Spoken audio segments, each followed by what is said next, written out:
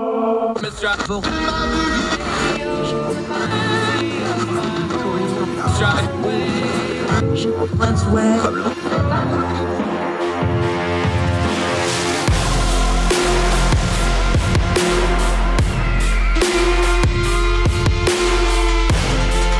your host, Andrew Donaldson. This is Heard Tell.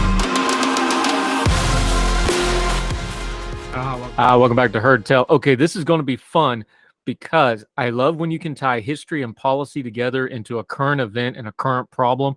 We're going to do that right now. Neetu Arnold is joining us, another of our great Young Voices contributors. How are you, ma'am? Thank you so much for the time today. Yes, thank you for having me. I'm excited about talking about this subject. I am too. She's a senior research associate at the National Association of Scholars. That needs an acronym. I'm just saying. And she's the author of Priced Out: What College Costs in America. But we're going to talk a little policy here. You're in the Wall Street Journal. Great get. Congratulations. Still haven't heard back from them yet. I'm available. The title alone gets my attention on this. A Cold War program gets hijacked. We're going to talk about the National Resource Centers. Let's start big picture before we zoom in on the National Resource Centers, though. This is not a new phenomenon where we have Cold War programs, Cold War policies, frankly, Cold War thinking that has zombified and still lurches forward today, along with some government funding and the bureaucracy that comes with it, is it? No, not at all. And I think this is a perfect example of a program that was conceived under an emergency that has outlived its purpose. And again, with the National Resource Centers, they were founded as a Cold War emergency. This was in the height of the Cold War. Sputnik was launched by Russia, or the Soviet Union, actually.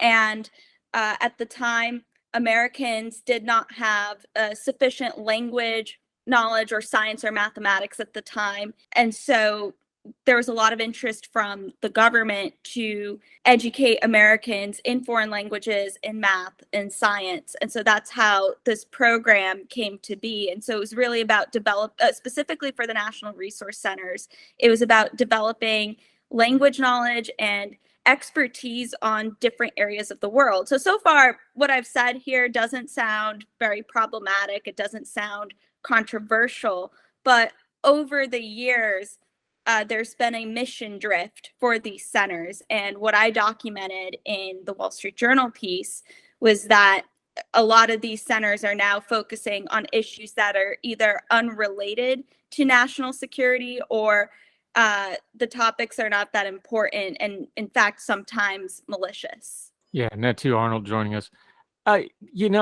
It hits me, staying big picture for just a second before we get into the specifics of the NRC.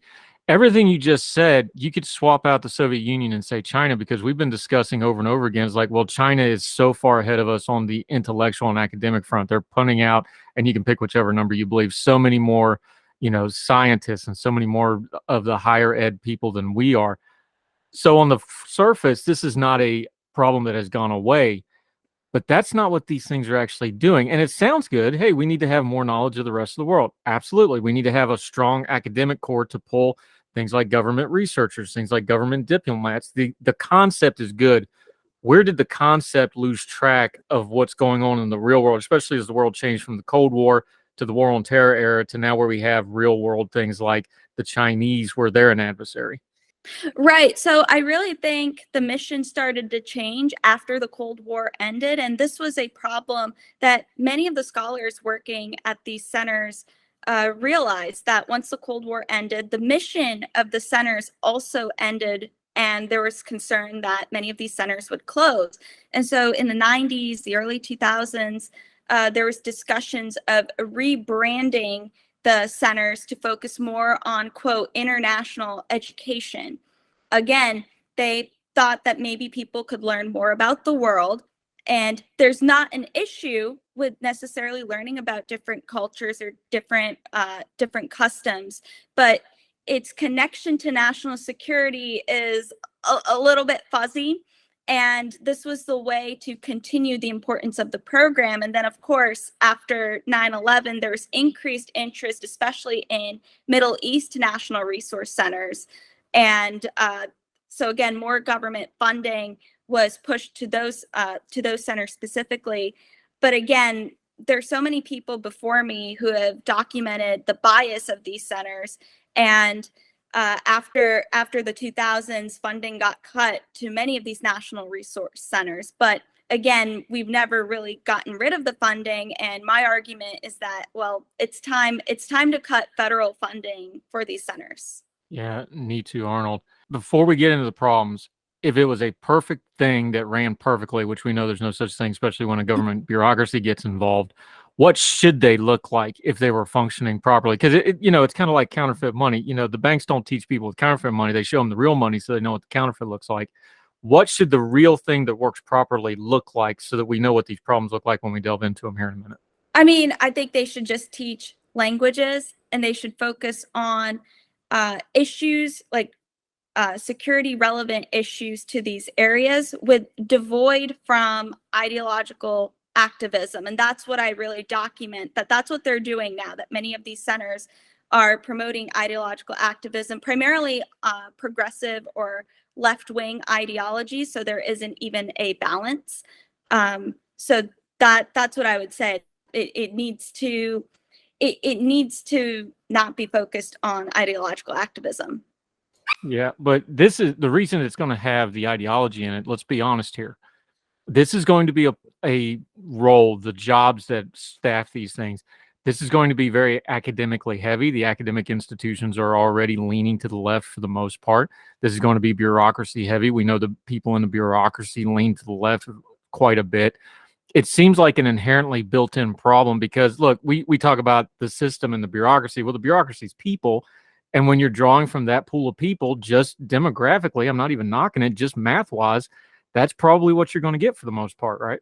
Well, I don't think so, actually. I think these centers back during the Cold War, during that time, I think there was a lot more objectivity involved in many of the people in the centers. Even if they had one particular view, they were able to teach these subjects without inculcating their own ideologies. So I think it is possible, but we've clearly devolved from that. So in the context of today, I would say it's becoming a lot harder. Why is that? So if it changed, was there a single, now obviously the Cold War ended, so that was a major change, but that was, well, we're pushing 40 years on that now. What changed then that this has become more ideologically, to the left? Why did that change? Did the people change? Was it the circumstances changing? Was it a change in the funding system? What did it?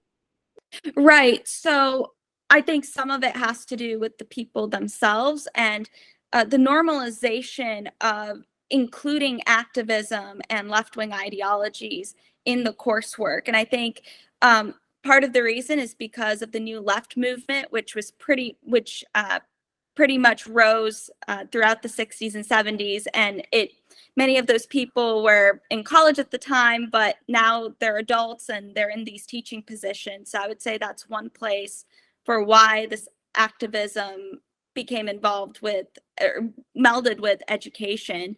I think there's also just more of a focus on oppressor versus oppressed.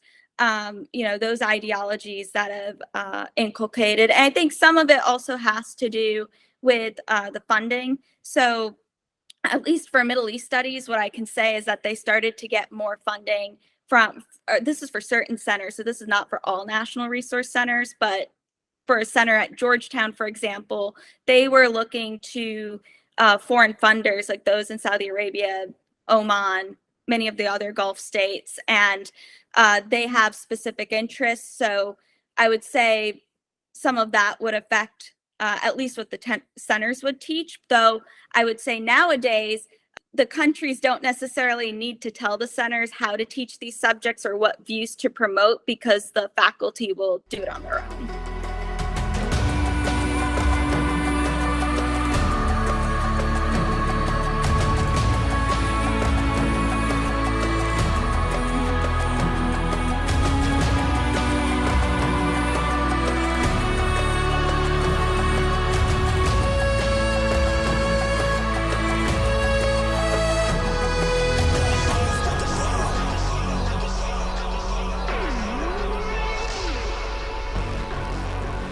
Yeah, Neetu Arnold joining us. Let's look at it this way too. We're talking about ideologies here. going back to what the core point of this was supposed to be, I think there's a danger. Look, I have no problem that we hash out different ideologies in an academic setting. I have no problem that we hash out ideologies in a political and cultural setting. We need to. That's how our system's Right. grown up. That's how growth. We should be debating this stuff out. I do think there's a problem, though, because what happens here is, let's be honest, we're Americans. We get a little myopic and tunnel vision. We tend to see everything through our American filter. And some of these things, some of these ideologies, some of these culture type issues, they don't apply when you start talking overseas, and they don't apply when you talk to other countries, because other countries' struggles aren't the same as ours. Their cultural struggles aren't the same as ours. This seems to be when you start trying to just apply the cultural issues of the moment, which is what happens when the ideology shifts, to these, which is supposed to be something to bolster how we see the rest of the world. That seems like two incongruent things to me at this point in time, the way it's being used now. Absolutely. And I think there's a big misunderstanding of what other people from different parts of the world view different issues, and how I don't even want to say how we view it, because I don't think it's everybody in America. I think there are many people in this country who would disagree with the way the academic establishment has gone about these issues. And I thought a good example of what I saw here, this disconnect, was when Stanford University's Latin American Center, which again is supported through federal funds, it receives federal funds, decided to host a webinar on how we could use picture books to promote LGBT advocacy for Latinx, Latinx, Latinx. And I read that and I thought that was a bit out of touch, because even most Hispanics do not agree with the terminology of Latinx. And again, I'm not really sure what that topic has to do with American national security. So I would say that's an example where the academic establishment is out of touch with not only everyday Americans, but a lot of people from other countries. Yeah, Neetu Arnold joining us. There's two things that you point out in your piece that have changed dramatically that you use to bolster your argument here. I'm going to take them in turn. One, you talk explicitly about. The other one's kind of hinted at, but I want to flesh it out a little bit.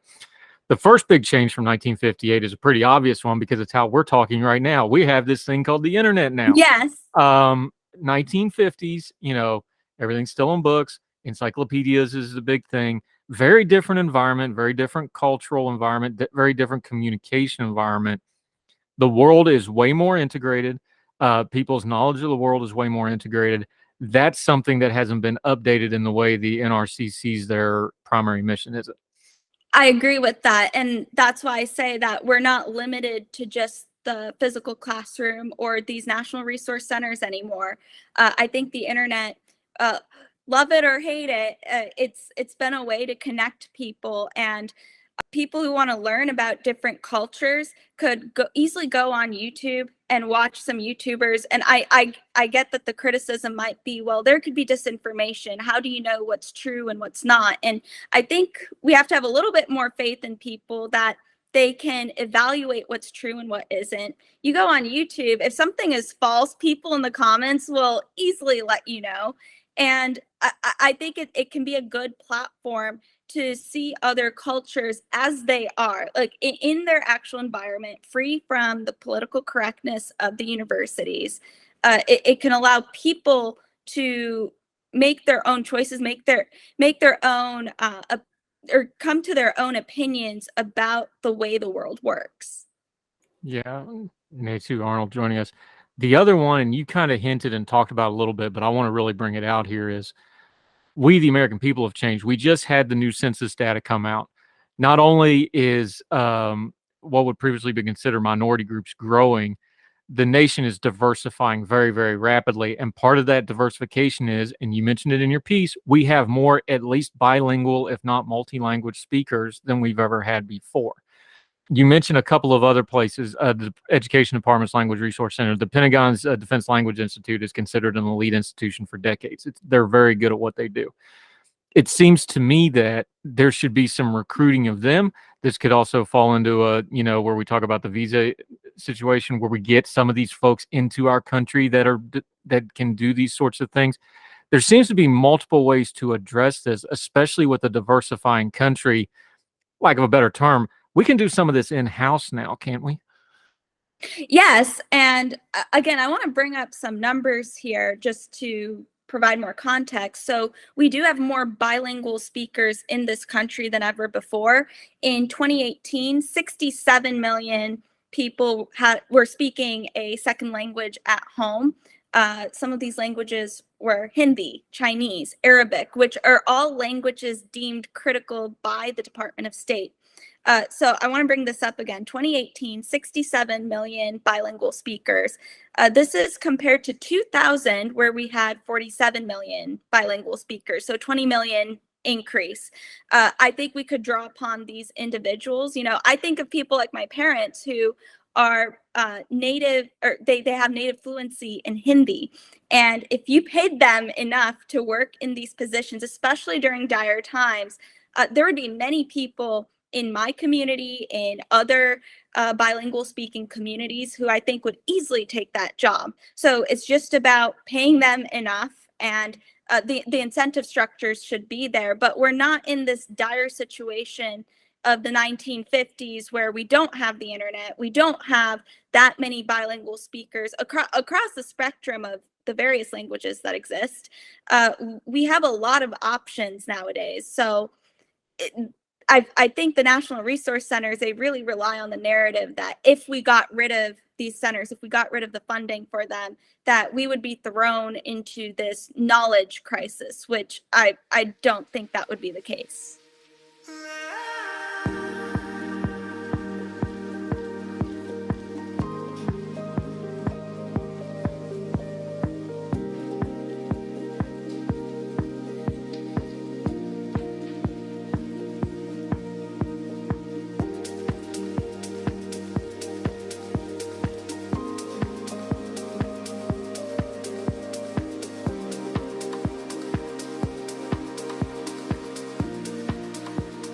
Right. So, as usual, when you're dealing with a government program or a government institution that this is, you're dealing with funding and you're dealing with power structures because people don't want to give up their little hamlet of power, right? I don't want to put anybody out of a job. That's not what I'm saying. It seems like there's some redundancies in these centers. Like we said, there's some other things we could step up. There's other things that overlap and can take the burden on them. You know, it's easy to just say, let's eliminate something because, you know, you don't have to do all the red tape and you don't have to write all the law, right? But if you're going to eliminate it, this does seem like a program that can be absorbed into other parts of government, either by expanding other parts of government, expanding where it already overlaps. This doesn't seem like this would be a giant gaping hole if we got rid of it. This seems like something that just needs to evolve to the natural next level to me. I think it's realistic to assume that we could cut funding or even eliminate the funding for national resource centers, and that's because we've already done it before. In 2010 or 2011, there were major cuts to Title VI funds, which is some of the funds for the national resource centers. I believe it was a 40% cut, which is major for federal programs. And my view is that if we could do it once, we could definitely do it again. And as you say, there are redundancies here. So again, either we cut the funding or some of those funds could just go to other departments, but there is no reason to have these redundant institutions, especially when they are not teaching things that are relevant to national security. Yeah, Neetu Arnold joining us. Let's go back to big picture where we started after going through, you know, policy stuff and bureaucracies. You got to wade through a little mess to get through and people's out. Let's go back big picture for a second, because I think it's a fair criticism that the worldwide literacy of the average American is probably not where it should be, as far as, you know, our place in the world, how the rest of the globe does things, how other cultures do things. I think that's a fair criticism. I am an American. I love my country, but I've also lived overseas, so I've got to see it from that side looking back in. I think that's a fair problem. What would be a good way to address this, not just bureaucracy-wise, because that's always going to get took over and you get mission creep like you talk, culturally, the way we deal with our social media, the way we deal with intaking information. We already talked about it. We have the internet. We can look up anything at any time instead of just, you know, doing cat pictures and yelling at DC. What's some things that the average person can do on their own to raise their worldwide literacy, for lack of a better way to put it, which is actually the core value of what this was doing in the 50s was, hey, we as a country need to pay better attention to our place in the world. What can we do individually to just go ahead and do that on our own now? I mean, I would say, maybe this is just my view on this. From the people I've spoken with, I actually think they know quite a bit about the world, and there's a lot less understanding of the way things work here in America, whether that be the way our government works. For example, I work on student loans, the issue of student loans, and there are many people who don't realize that federally backed student loans, that's paid by the taxpayers. That connection isn't clear, and there's a lot of lack of understanding even about our own history in this country. Whereas I see a lot of people and they seem to know something about another place or the food of another culture, because we have a lot of that here in America. So I do think some of this just starts from in K through 12 education, having better reading education. Part of learning about other regions in the world requires knowing how to read, and because you can read a lot of these things in books, on the internet, watching YouTube videos. I think YouTube is a great tool for this, where people talk about their experiences traveling to other parts of the world, and even people from other parts of the world will comment about their experiences. So I do think it's about having a stronger K through 12 education system and just more reading. Yeah, and I think this is one of those things where we bash the internet and we talk about all the kids are always online and stuff. Look, my two youngest are teenagers right now. I'm telling you, they're way smarter than I was, and they know more. And yes, there's a lot of silly on TikTok, but there's also stuff on there that piques their interest, and they go look it up and dig into it further. Cultural stuff. So I think this is partially a cultural change that, and our government is always slow to adapt to cultural change. But yeah, the generation coming up next, my kids' generation, they got no problem. If you tell them something, they go look it up and fact check you on the spot. So I think some of that might be coming. Just to put a cap on this, you wrote about the National Resource Center. We're going to put the piece up in the links. Wall Street Journal. Read the whole thing for yourself. She also has quite a few links in there that you need to click through. A lot of data on there. Read it. Make up your own mind, like we already said. Which would be the fix with this? Would this be a administrative fix with the bureaucracy? Would there need to be a piece of legislation? If we were going to pare down and or eliminate this and or fold it into other programs and somehow do it that way, what's the remedy here? Is it administrative? Is it legislative? What do you think? I think it's more legislative. That's what's been done previously, so I would think that's where the change would need to be.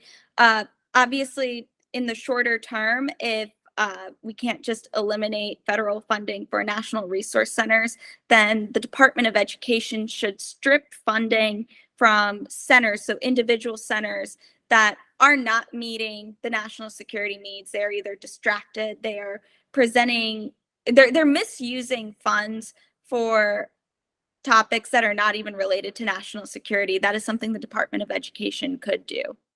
Neetu Arnold. I love these topics because there's so many of these programs like this that they kind of outrun their original program, and they just keep going and going. It's the old Reagan line about the closest thing to eternal life is a government program. Here we got one of them. Could be useful, needs to be looked at and dealt with. We appreciate it when you bring things like this to our attention. We'll definitely have you back. Enjoyed talking to you. Until we get you back on Her Tell again, though, let folks know where they can keep up with you, what you're doing, what you're writing, and how they can follow you. Yes, well, thank you for having me on. And to follow my work, you can either visit the National Association of Scholars website, which is www.nis.org, and you can follow me on Twitter at NEETU_Arnold. Yep, and we'll link to all that. Make sure you follow her on the Twitter and keep up with all her writing and works. Neetu Arnold, I really enjoyed this. We'll definitely have you back. Thank you so much for the time today, ma'am. Thank you. Yes, ma'am.